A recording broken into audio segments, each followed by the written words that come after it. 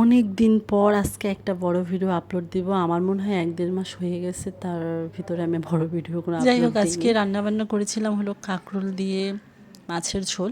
কাঁকরোল আমার সব থেকে পছন্দের সবজি, যদিও এবছর কাঁকরোল খেয়ে আমি তেমন একটা মজা পাইনি। কেন মজা পাইনি তা জানি না। এখন বেশি পছন্দ করি তার কারণে হয়তো মজা পাচ্ছি না, না কি কে জানে। তবুও আমি ভাবলাম তাহলে কাঁকরোল দিয়ে একবার মাছের ঝোল ট্রাই করে দেখি যে কেমন লাগে। তারপর আমি রুই মাছগুলো ভালো করে ভেজে নিচ্ছি।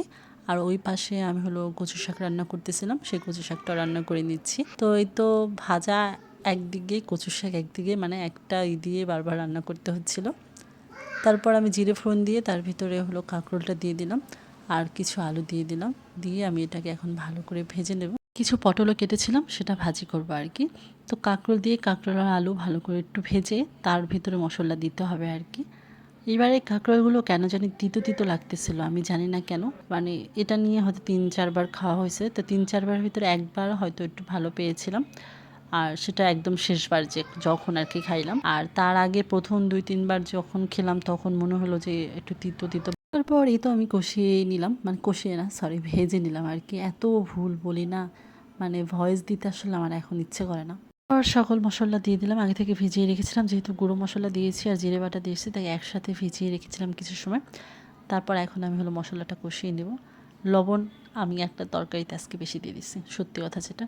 মানে আমার একটা লবণের একটা ব্যাপার আছে যে আমি একবার রান্না করতে যেয়ে ৩-৪ বার লবণ দিই, না হলে লবণ কখনো ঠিকই হয় না। এবার মনে হয় ৩-৪ বারের জায়গায় ৫ বার হয়ে গেছে, নাহলে এত বেশি হইলো কেন। ভাতের সাথে খেতে কিন্তু ভালো লাগছে। যাই হোক, আমি কিন্তু বলে দিলাম সত্যি সত্যি যে লবণ একটু বেশি হয়েছে, কিন্তু খেতে ভালো ছিল ঝোলটা। তো আপনারা যারা রান্না করবেন তারা এই যে আমার মতো ভুল করবেন না, যখন রান্না করবেন লবণ একটু ঠিকঠাক করে দিবেন। তাহলে এত শুদ্ধ রান্না দেখা যাচ্ছে যে এই লবণের কারণে একটু কেমন জানি হয়ে যায়, তাই না? তারপরে কষানো শেষ হয়ে গেছে, এখন আমি জল দিয়ে দেবো।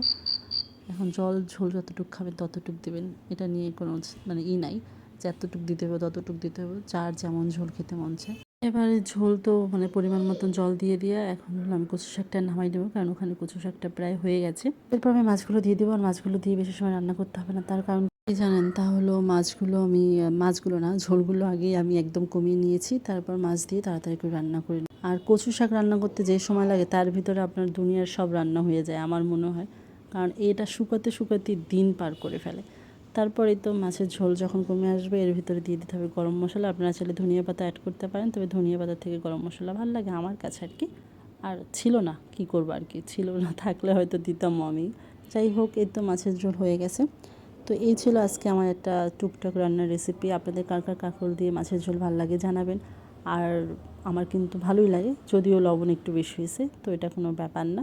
তবুও আপনাদের সাথে আমার পছন্দের রান্নাটা শেয়ার করলাম। বাই বাই, ভালো থাকবেন সবাই, দেখা হবে অন্য কোনো ভিডিও।